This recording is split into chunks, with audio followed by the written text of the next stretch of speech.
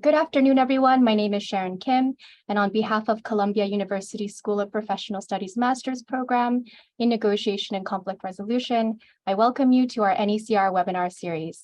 Today, we're delighted to feature our very own program director as the speaker for this webinar, Dr. Beth Fisher-Yoshida. She'll be speaking on the topic of negotiating self-talk, which relates to her forthcoming book, New Story, New Power, A Woman's Guide to Negotiation.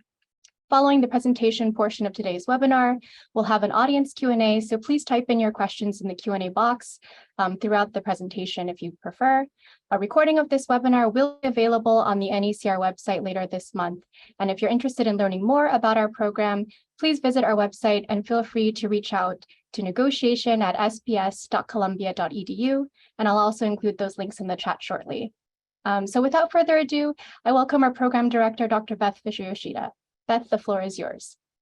Very good. So welcome, everybody. I'm so excited to be talking to you today about negotiation. I would like to think I'm not talking at you, but talking with you, and your participation in the Q&A box will let me know that you are a negotiating partner with me, or a conversation partner, I should say. So the topic of negotiation is one that I think all of us deal with on one level or another. Some of us feel more comfortable in negotiation than others, and maybe sometimes there are some situations you feel comfortable in, some situations you don't, and so on. But one of the things I've been thinking a lot about is, what are the stories that we tell ourselves that either prepare us or not for being successful negotiators? So to give you a visual, for those of you who are more visual, the title that Sharon mentioned earlier, this is my forthcoming book, which is coming out in January, and I'm excited about it. And it's from years and years of work in the field, interviewing hundreds of women about their negotiation. It could be people who are junior, senior, mid-career, all different kinds of industries and all different countries and cultures. So it really tries to sort of cover a vast area of topics on negotiation. And today we're going to be looking at some of the things I have in the book, but also some other things, and I hope you enjoy. So the agenda would be really looking at a couple of different aspects of a negotiation, of what we typically expect to focus on, and what else we might want to focus on to be more successful, the different phases of a negotiation, the preparation process and post-negotiation phases. I think all of them are critical to a successful negotiation. And then some kind of reflective questions you can ask yourself to see if you're on the right track, how you're doing, how you're learning. And then what I would call scenario planning, which also includes not only the preparation of scenario planning, what if this happens, what if that happens, but then really taking you through an example of some of the self-talk that happens at the different stages of scenario planning. And then what are some of the advantages? Clearly, I think there are some advantages, so I'm going to be a little bit biased on that front. And then in conclusion, what we can pull together there. So the aspects, most of us think about the outcomes of a negotiation. We think about what is it that we want to accomplish in this negotiation. And sometimes we don't even think about situating it in a series of negotiations for a more strategic outlook. We just think about this particular negotiation, and it really is the results, intended or unintended. We may have a goal in mind, but we may not get there. We may get somewhere else, and that might be better. It might not be better. So what I'm advocating for is, instead of only thinking of the outcomes, we also need to think about the process. How are we engaging in the negotiation with our negotiation partner? What is it that we're doing? What happens during the negotiation? You can do all the prep you want, and I hope you do, but a lot of people tend not to do as much prep as I think is necessary. But while you're in the process of negotiation, you really have an opportunity to confirm what you've done before, to refute it, to change it, and so on. So we need to pay attention to the process, because you can't necessarily be competitive throughout your negotiation process and expect a collaborative outcome. It doesn't work that way. Morton Deutsch talked about that when he talked about the way we get somewhere is the way we end up. So if you want to be collaborative, you need to be collaborative in the process. And then also about the relationship. So for me, negotiation is very relational. It's all about who I am in relation to my negotiating partner. And so it's the relationship, the relational dynamics between you and the other party. Is it somebody you know? and you've had an experience with before, and you're building on that experience either to continue to enhance it or maybe to change direction? Or is it somebody completely unknown to you? And then what happens if they remind you of people like that you know before? That's going to influence how you engage in the relationship as well. So we have outcomes, process, and relationship, different aspects of a negotiation to consider. So think about the what if to anticipate and prepare the self-talk during the negotiation, because that is going to influence the outcomes, because it's influencing the process and it's influencing your relationship with somebody else. And we'll go over that in a little bit more detail a little later on. So now we're thinking about the negotiation phases, and we're going to look at the preparation phase first. The preparation phase, I think, has a lot more bullet points here because there's so much involved. First, you're thinking about, how am I framing this negotiation? What's the goal of the negotiation? How am I framing it? How does this fit with other negotiations I'm having with that party or somebody else? Communication, how effective am I going to be? How am I going to be able to frame my negotiation in a way that it's being heard the way I want it to be heard? That is a lot more challenging than we realize. And I feel that with all the years I've been working in the area of communication, I'm amazed anybody understands each other in any situation, because there are so many ways to get it wrong. And this is a model that I developed back in, I think, 2012. So I guess it's 10 years old. And it really has, it's an organizing framework. And it's a way of thinking about the different components in a communication, such as, how much do I know about myself? How aware am I of what I'm bringing to the table for negotiating? How aware am I of the other party? Maybe, do I know them anywhere near in depth as to how much I know myself? What's the context that we are negotiating in? Is it a business setting, a personal setting? Is it my house, your house, somebody else's? And then all of that is embedded in the culture. It could be the culture of gender culture. It could be the culture of the organization, lots of different ways. You can bring your own ethnic background culture in there. And then if you notice in the center there, it's all about the relationship, because all of those other circles focus and create what the relationship dynamics are.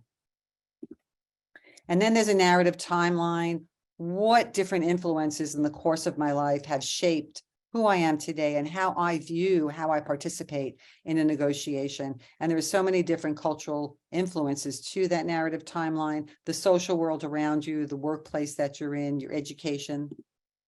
And that also affects the culture and the values that we bring to negotiation. Do I speak up? Do I not speak up? What does it look like to speak up? Am I considered assertive? Am I considered aggressive? Am I passive?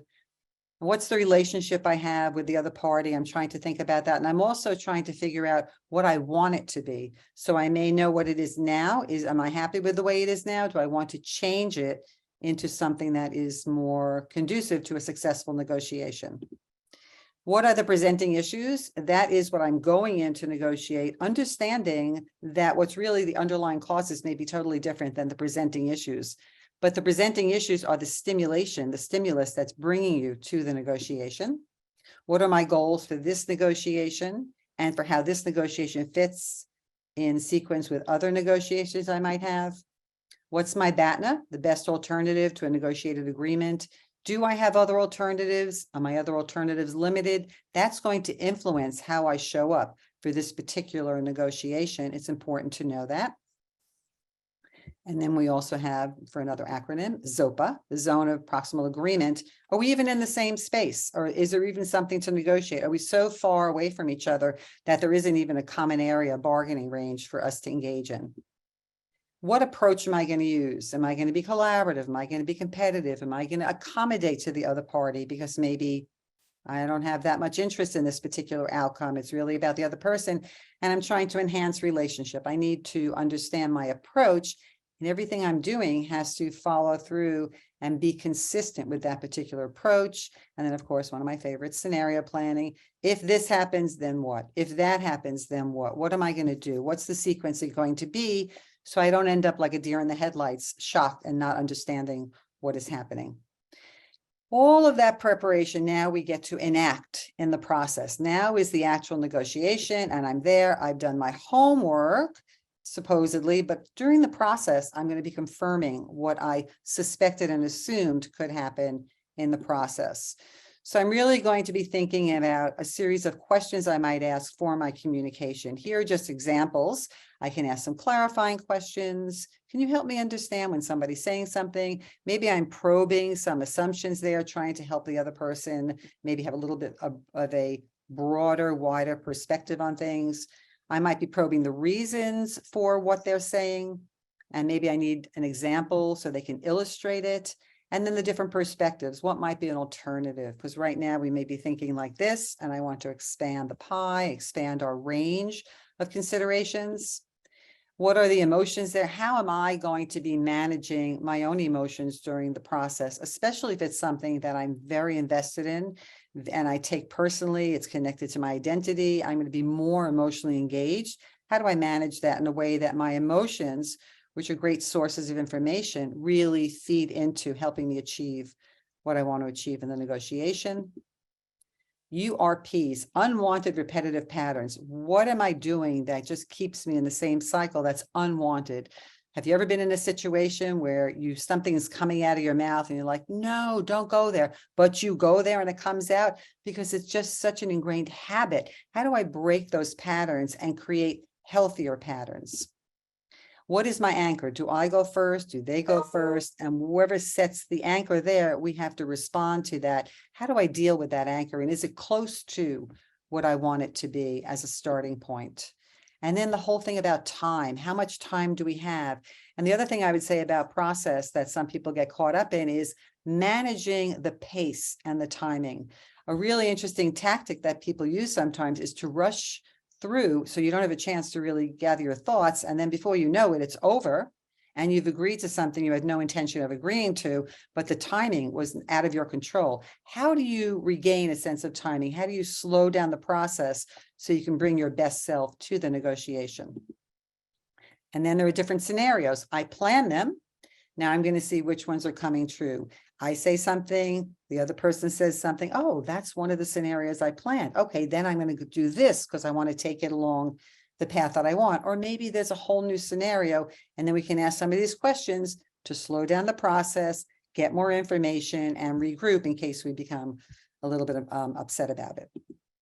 And then after the negotiation, which is the third phase, it's really just as important as the preparation and the process, because a negotiation doesn't go 1, 2, 3 out. It goes all over the place and you meander back and forth. You agree, you disagree, you modify, you change things. So there's so much information that happens during a negotiation. You don't want to get to the end and feel good about it only to have it fall apart because the implementation didn't work out well. So in a post-negotiation follow-up, you really want to think about the steps of implementing what you had agreed to.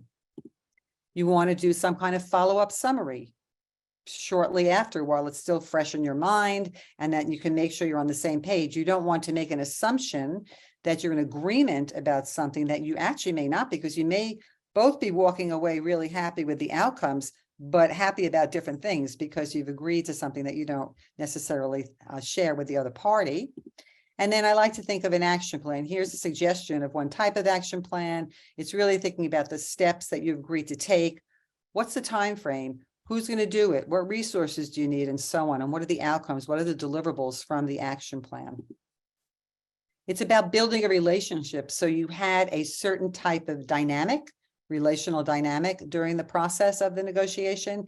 How do you continue to build on that? How do you continue to stay in contact with each other in a way that's appropriate, and that you continue to build on the good feelings you may have generated during the negotiation, especially if you're going to be co-implementing, collaborating on the implementation of what you agreed to in the negotiation?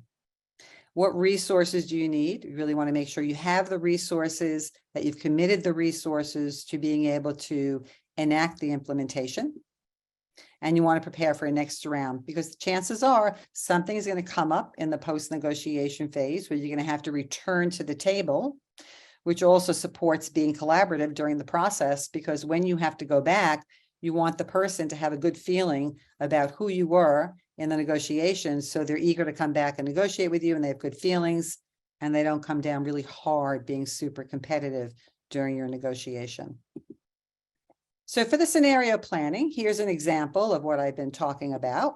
One is I make a move, some kind of a move during the negotiation process. And then there's a response from the other party. When that other person's response comes, here's the time, it's like, what's the self-talk? What's going on in my head about the other person's response? So I am anticipating certain responses, which may or may not come, and that's going to trigger certain kinds of self-talk from me. So then I have several different responses from their response based on what I planned in the preparation phase during my scenario planning, based on the condition, my own emotional and mental psychological condition, based on and related to my self-talk. The more constructive the self-talk, the better chances that I'm going to bring my best self to the rest of the flow of the negotiation.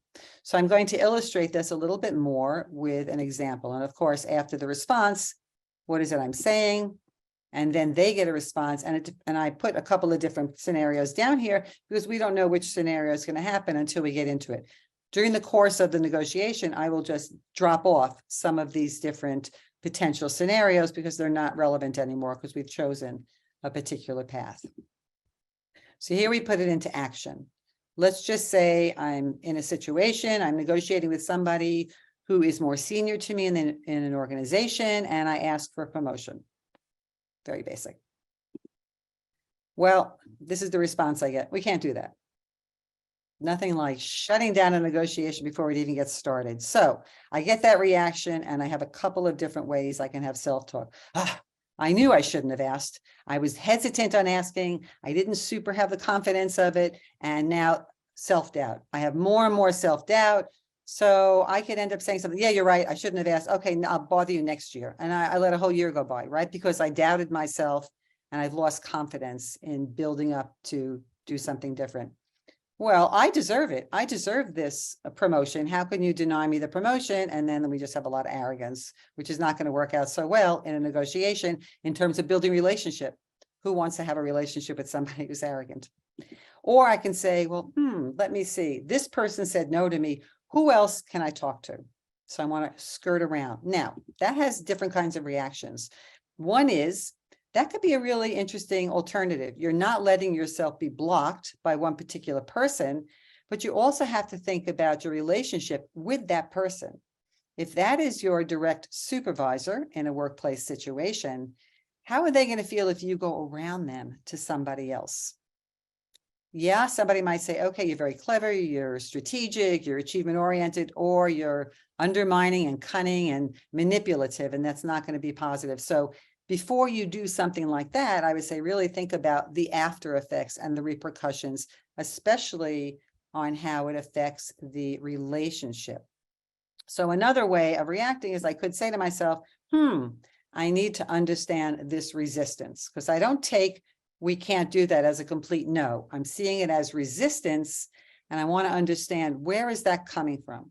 Because I can make up lots of stories in my head about why the person said no, from anything of I shouldn't have asked, dealing with my own feelings of competence or incompetence and so on, but I don't really know. I don't know why they're saying that. So now I take it further and I say, okay, what are some possibilities? Well, I could say, that was a quick response. Can you share more about why you say that it's not possible? Now I'm opening up the conversation. Now, I don't know how open this person's going to be to really disclosing, but I'm opening up the possibility of getting more information. And as we know, information is power. And the more information I have, the more powerful I can be, not to hog the power to myself, but to co-create the power, the shared power, the collaborative power of working together. I want to understand here, and then I will have a response.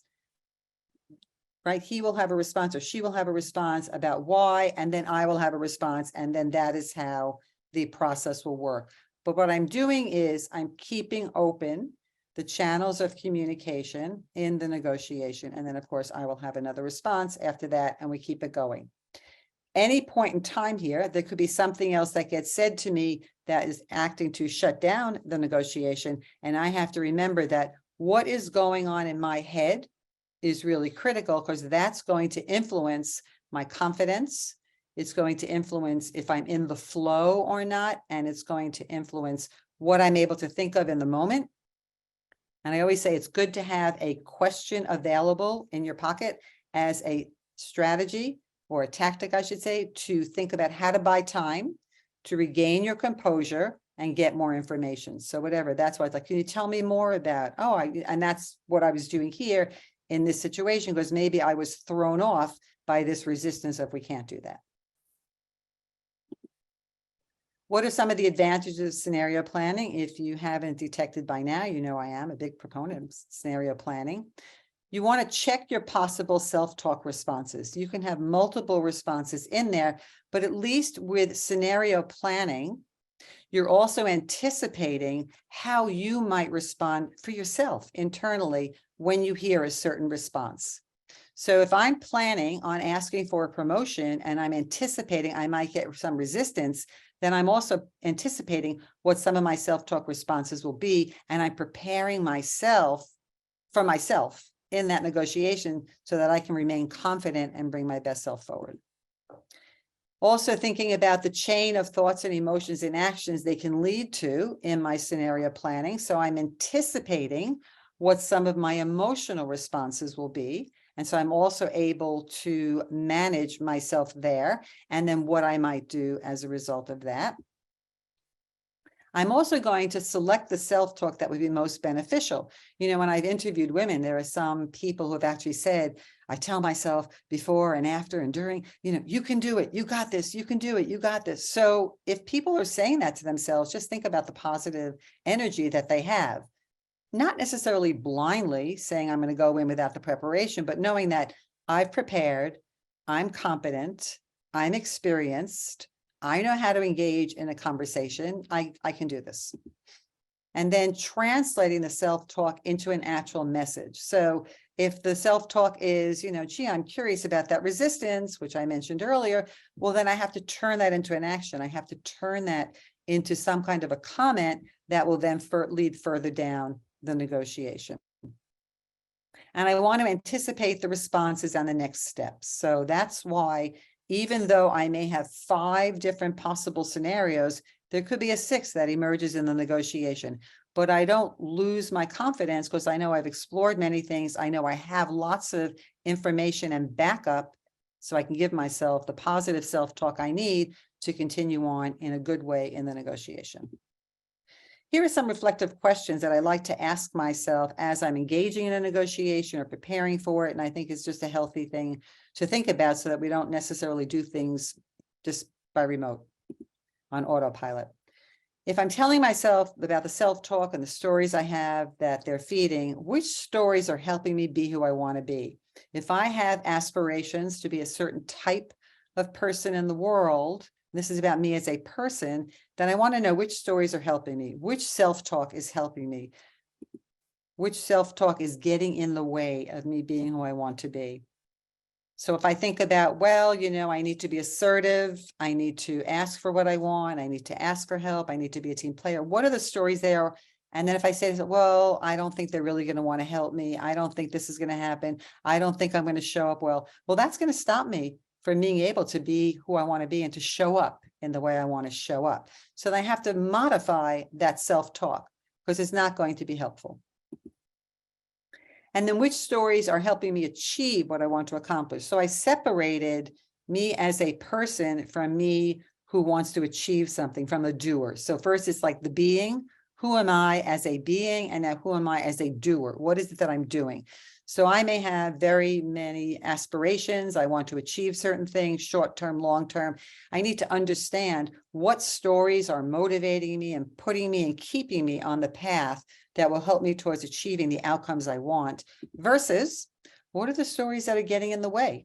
You know, there are many people that hold back from engaging in negotiations and hold back from advocating for themselves or putting themselves forward because they have issues of competence. So every reaction from somebody else along the way, which may really have nothing to do with commenting on their competence, they understand as a reflection of their competence, because that's the story they're telling themselves. So if that's not a helpful story, we have to figure out strategies of changing that story to be the ones that are energy producing If you focus on the negative, you get more negative. You focus on the positive, you just get more positive.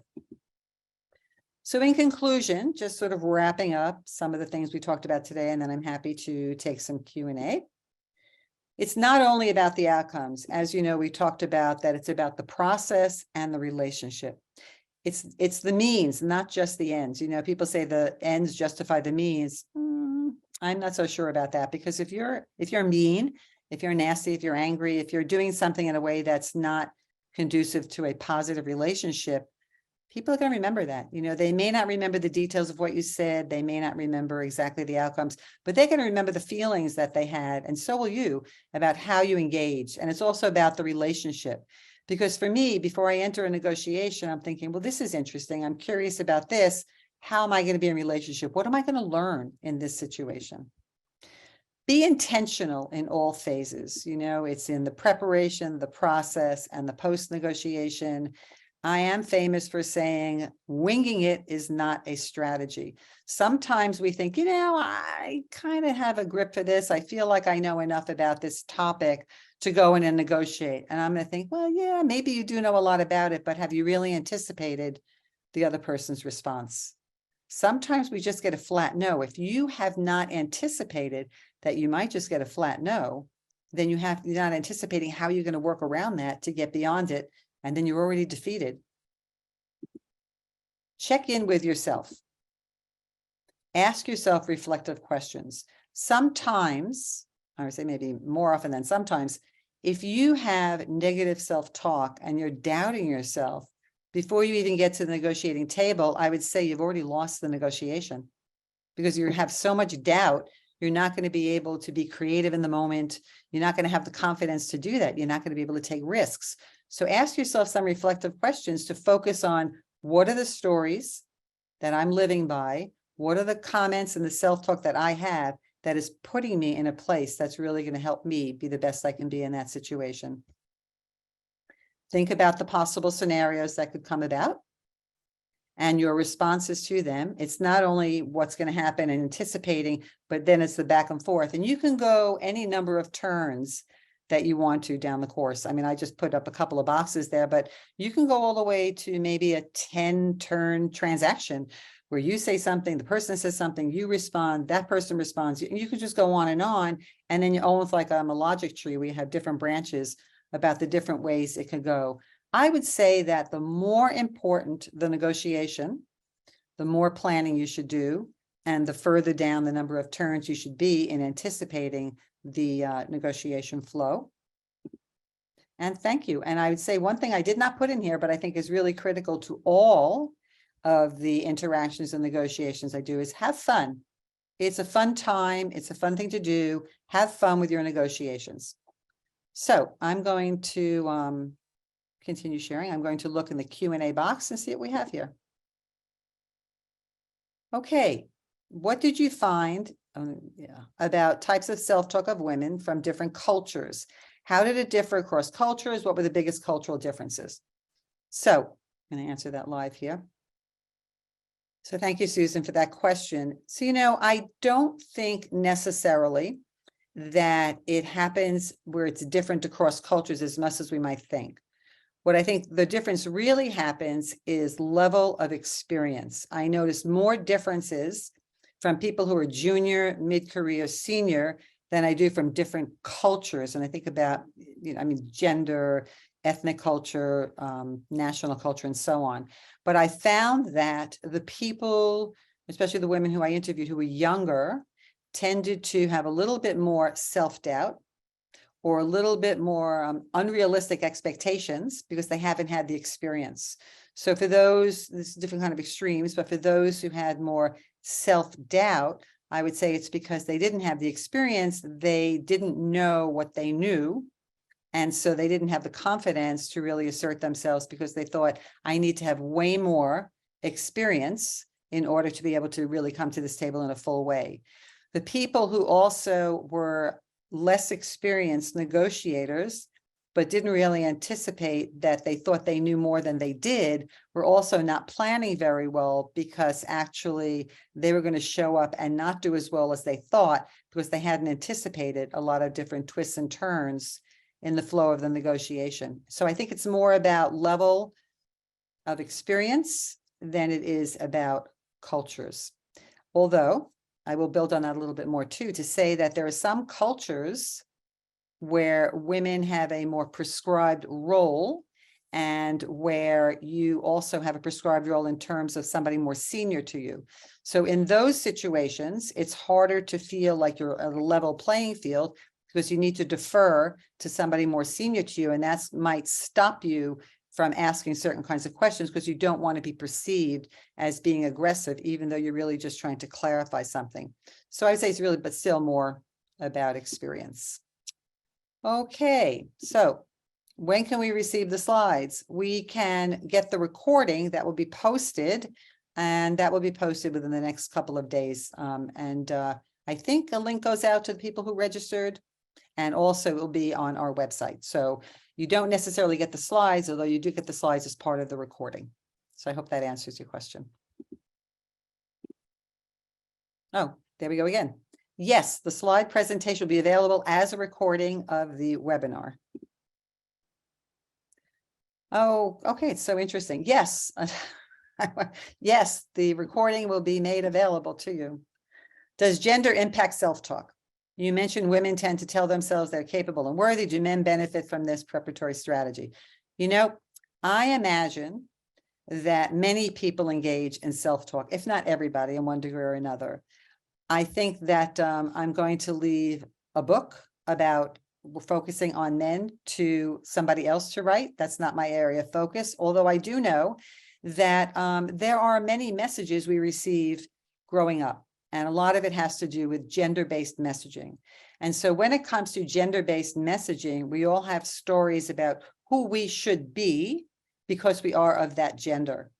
So women have some, men have some. So some of the stories that I've heard over my interviews and research is also that women don't ask, right? So women don't know, they're told to ask. Men don't have that issue. They just ask more. This is maybe a stereotype, but it's something that's kind of out there in the universe.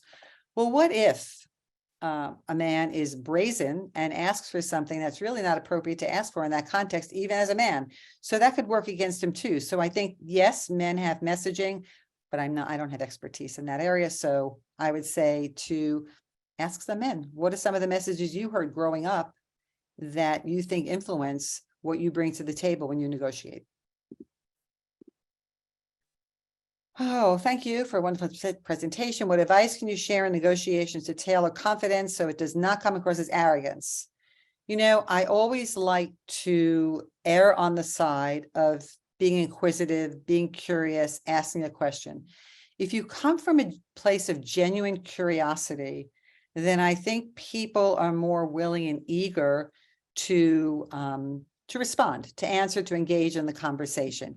And so you need to have confidence to even ask a question, because you don't want it to be perceived as you not knowing. You don't want it to be perceived as you're asking because you're incompetent, right? So you can ask, and then you might want to ask a question, they say something, and then you can build on that with your contribution. So I think a lot of it comes to practicing in advance. It's nice to have a person who you can practice role play and negotiation with, get some feedback. How did I come across when I said this? What was the impact of me saying that? And so you can have that advice and feedback from other people.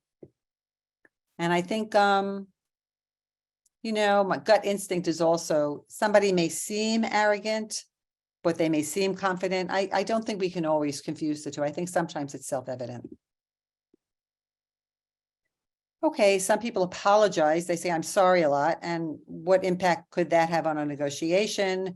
And what type of self-talk leads to apologizing too much? Well, I think it also depends on what you're apologizing for. If you say, oh, I'm sorry, maybe I misunderstood you, that could be a very useful tactic. For example, if you ask something or say something and you feel that you've been misunderstood in some way, or you think the person got it wrong in some way, then you take the onus on yourself to say that maybe I didn't explain it right. Maybe I didn't ask it clearly. So you're apologizing for that. I wouldn't over apologize, because if you apologize a lot, then it gets a little bit annoying sometimes to hear somebody constantly apologizing. Then you're almost in the situation where you want to support them and build them up. And then maybe that is a strategy. You build them up and suddenly you're supporting their outcomes and not your own. And then it gets a little confusing in the negotiation. But I think it really depends on what you're apologizing for. And the type of self-talk, I think that would be something that might say, I'm getting it wrong. I'm not competent. Maybe I'm not reading the signs well. And so I apologize a lot because maybe I want to be liked, which is another thing that happens a lot of times with women in negotiation. Is research has shown that women have a higher cultural sort of like initiation to want to be liked. So them being liked, and then so if I say something and then maybe somebody may not like me because of something I said or did in the negotiation, then I might apologize. So that could undermine your strength as a negotiator, but I would apologize if I thought I may not have gotten something correct, or I wanted to give the other party with saving face a chance to answer that again. There's a cultural assumption that only women have self-defeating self-talk, and I see that from your book title. Are these habits really gender embedded? If yes, then how does one adapt it to someone who is not female? I suspect that they're not gender bound, but of course I can always, you're not wrong, Glenn. I agree. You're not wrong because I agree with you. So that means you must be right if we both agree. I happen to have focused on the women's negotiation, but it's not saying that it's negative. It's just saying change the story, and then you get new power. So it doesn't mean that you didn't have power before. So I wouldn't want the assumption to be that you're starting from zero or a negative place. You're starting from power. You're starting from a good place, but here's a way of enhancing it even more. And if you change the story, I mean, you're changing some of that self-talk, you're changing it to get rid of whatever the negation is that you have about yourself. But it is, not gender bound, but gender influenced because of the social messages we've received over the years about who we are as a person of that gender. So I hope that answers that question. And I see you have another one. Any suggestions to adapting this set of practices when we are assisting someone else in negotiation or part of a team? Okay, which is like a collective self-talk. So I think that it depends if you're doing it with a team or you're coaching somebody in front of a team, right? So that's a little bit different because then there's the whole saving face piece. But as a team, let's just focus on that. I would really think about what is it we're doing that is really helping us as a collective be the best we can be? What are the messages we're telling ourselves? And then we have to maybe provide some evidence about previous successes that we've had. And what do we have going for us in advocating those? And then what are the stories we're telling ourselves that are getting in our way? So for example, if you're a team that has had some successes more recently in the past, then you have that to build on and keep up that momentum and then encourage that kind of self-talk to give you confidence to keep building on that. If you had a previous failure, even that word is kind of very loaded, but if you've had something that's been less successful, maybe you didn't please a client, maybe a business unit, whatever it is, you have to talk about what you did well. And this is something that's interesting I found is whenever I work with people, teams, clients, and I ask what worked well, we naturally have a tendency to start focusing on what didn't work well and what we'd like to improve next time. And I very intentionally keep coming back to, but what worked well? And I think, they talk about with our brains, neurons that fire together, wire together. I think that we need to wire effort into that. So even showing up is a great achievement sometimes, especially when you haven't shown up before or you're so intimidated by a situation. So the fact that the team showed up, the fact that the team is still motivated, the fact that the team is still willing to take another attempt, that's very encouraging. And I think that's where the self-talk would go. So really thinking about that, and then maybe identifying the strengths that each team member brings that contributes to the collective successful story that the team can foster. In your example for a raise, I've had the experience, in others I have trained, have had the experience that our initial value to that person or company shapes whether we will receive real concrete reasons for the denial. And such, as when we push or try to go further, it can and has led to more distressed relationships. My question is, how much of our self-talk needs to predict or consider the value. So, it's all about relationship, and it's all about the relational value as well that you have. If you spend the time, which a lot of us don't do, if you spend the time in advance of that kind of conversation to really build a relationship and get to know the person, that's where you're adding the value. So that by the time you get to the negotiation, you've already done all the pre-work for that negotiation, even if you're not realizing that you've done that. Too often, we have these kinds of advancement conversations or promotional conversations once or twice a year. If we're having those once or twice a year, what's happening the rest of the year? What's happening with the other people that we're not building a relationship, right? So you can't go in cold, because then the person is, well, what is it? And then if you're really aware and you're figuring out a way to elicit feedback from others during the course of the year and about your performance, then you're getting a chance to see what your value added is. So before you're asking for that promotion, you're already laying the groundwork by adding value, building value, because you've been aware and have been paying attention to it throughout the year. It's not an annual conversation that has nothing prepped before. It's an annual conversation that has the rest of the year to prep for it. So I hope that answers your question. Is there such a thing as too much self-talk? If you do too much self-talk and you don't act, if you're always in your head with so many messages and you don't actually act on any of them because you start to self-edit, then that would be a problem. So if you say, okay, what if I say this? Oh, but then if I say that, and then what if I say this? And this, then you get into that whole conversation. So as long as it leads towards action, then it's not too much. But if it stifles you or stymies you from acting, then I would say yes. How would you manage the negotiation in the event of an ultimatum? If somebody says, I'm assuming you're saying if somebody says to you, well, it's this or it's that, I would still ask a question and say, well, tell me about how you came up with those two choices.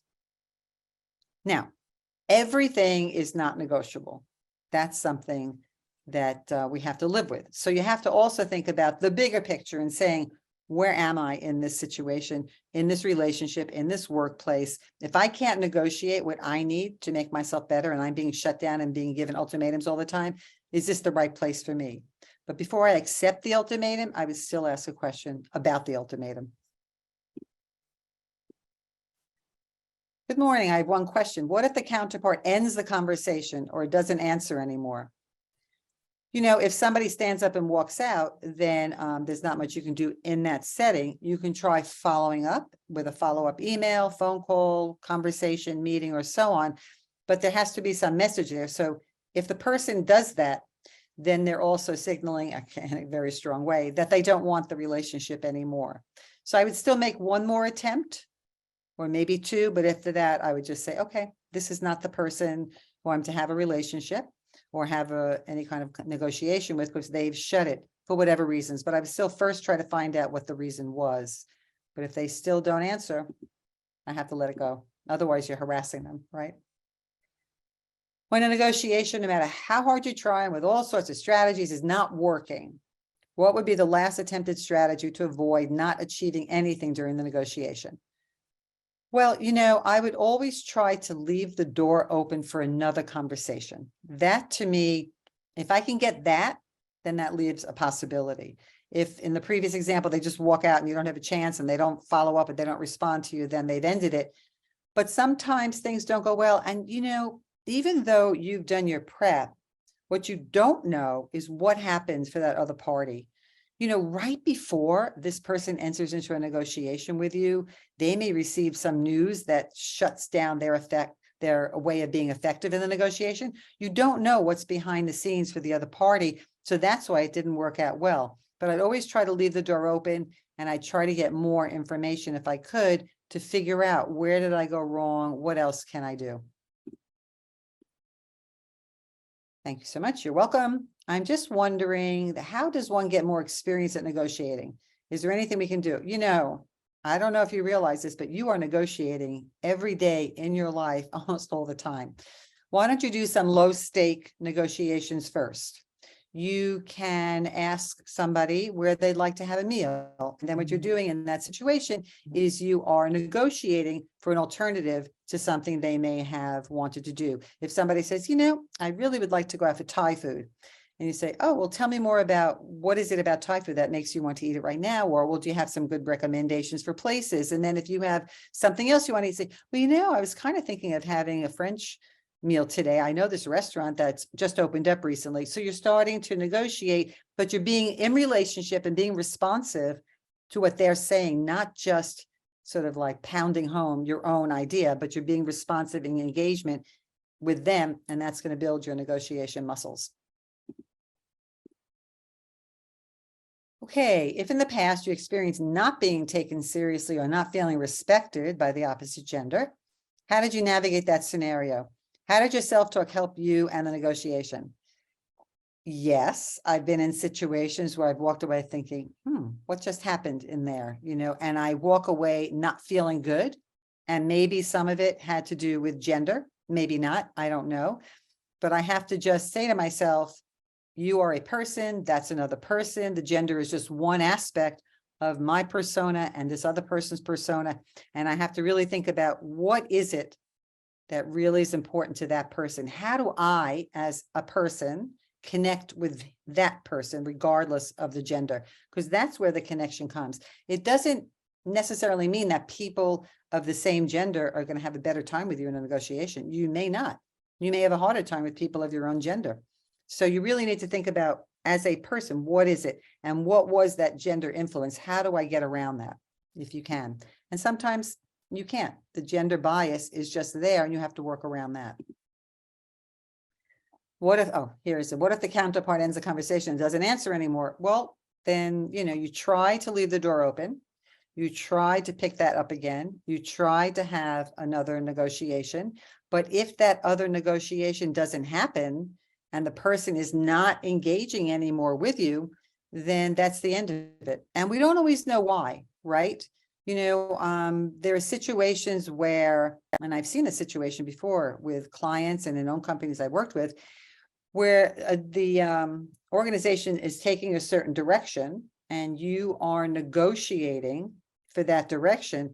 But before you get to the negotiation or before you engage in further negotiations, something about the strategy changes. Maybe something happens where the organization decides they're restructuring. Maybe the organization is going through a merger and acquisition and it's changing direction and holding back and not committing to anything else. You don't always know that because maybe it's not public information. It's behind the scenes. And maybe somebody's being given a directive to don't engage in the negotiation anymore. So if that's what happens and that's what you're doing, then you don't always know. So you don't always know the behind the scenes information. And part of the negotiation process is being able to uncover information, being able to surface new information that's there. So I hope that answers your question. And we do have a few more minutes. If anybody wants to ask another question, please feel free to write it in. And you can also comment or reflect or share a scenario, or share a tip or tactic that you used in your negotiation that you found especially effective. And maybe share something about some kind of self-talk that you've given yourself that has helped you in your negotiations, because somebody else might find that really useful. So just give another minute for that, see if anything populates, and we'll see where we are at that time. I think power plays a role, and at times you need the relationship more than the beginning party. How does that influence self-talk? Yes, power does play a role, but I think that we need to also expand our understanding of power. So a very typical way of perceiving power is power over to control. But sometimes we have autonomous, like being autonomous, we have that kind of power, or we have power with. So when I'm in a negotiation, I like to think about making the other party a hero. It's kind of something I tell myself, which means how can I help this other person get what he or she wants? And without me losing anything, how can I help them be successful? And it's interesting when you just think about that framing. it shifts your perspective. And for me, I feel the physical shift, because if I'm asked to get something from the other party and not let them get anything, then there's a kind of a wall. So I feel something different.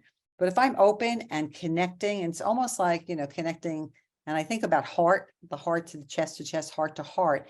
If you're connecting and try to get that other person to be successful, then you're sharing power with the other party. And for me, that framing of power makes all the difference in the world. So that's how it influences my self-talk. What can I do to hold my own ground, but also open up and be in connection and relationship to that other person? You mentioned sometimes being rushed through a negotiation. What are possible options? Okay. So sometimes people say, okay, so then we have this, and boom, and then they're out. And then you're like, whoa, what happened? I would just slow it down. And so I always recommend for people to have some kind of meditative practice, relaxation practice that you're practicing outside of the negotiation, that you can bring that feeling and experience into the negotiation, especially when you get thrown off. So for example, some of you might meditate, some of you might do yoga, some of you might do deep breathing. Some people like the sounds of the ocean, the birds chirping. Some people get visuals, they picture something very calming. Whatever it is, you need to have that practice before you're in the negotiation. You can't start the practicing. Do you know what was that meditation technique I was going to try? That's not the time to start it. But if you practice outside, then you remember that experience that you've had, and that feeling of calmness and being centered comes to you. And then with that calmness and centering, you're setting the pace, you're slowing down the pace if somebody's rushing you. And I might even say, okay, so let's just slow this down a minute. I just want to ask some more questions. I need some more information. I'm being transparent about that too. I'm not saying stop rushing me through this, but I'm saying I'm not to myself, I'm not comfortable with that pace. I want it slower.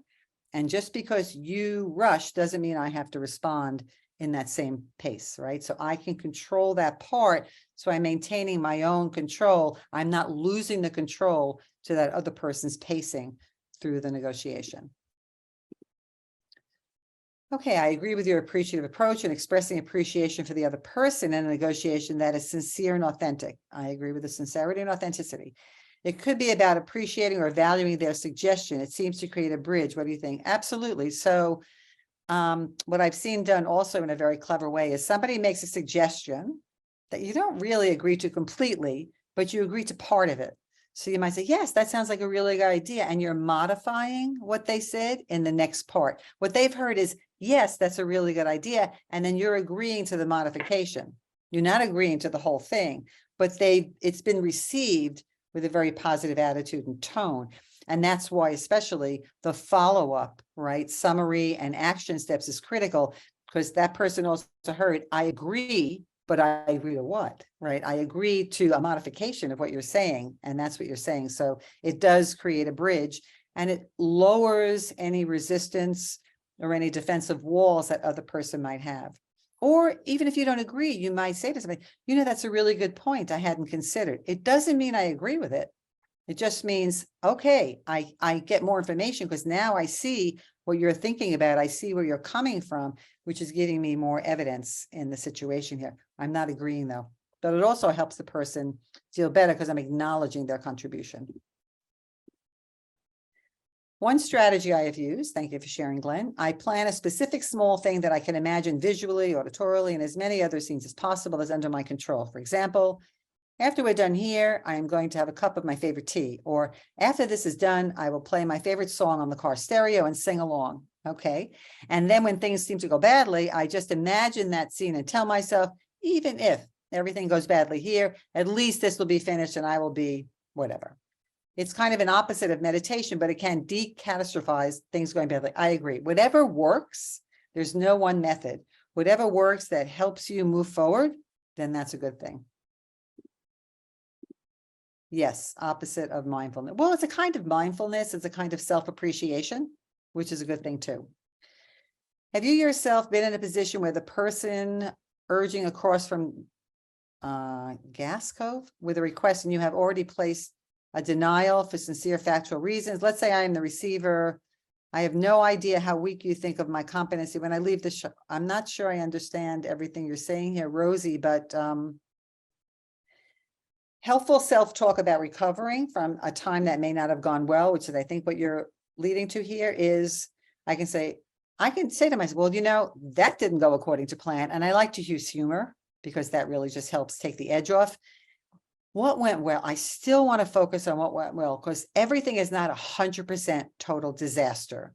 There has to be some aspect of it. The fact that I stuck with it, or maybe I did not take certain things, I resisted being criticized in a certain way. Whatever it is, I'm acknowledging what went well. And I'm also saying, okay, what one thing, and I don't want to overwhelm my system with trying to think of everything I can do differently.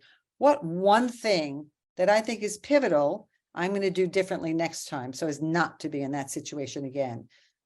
Focus on the positive, what went well, and focus on one action to modify for the next time. I have a polished stone that has the word imagine on it.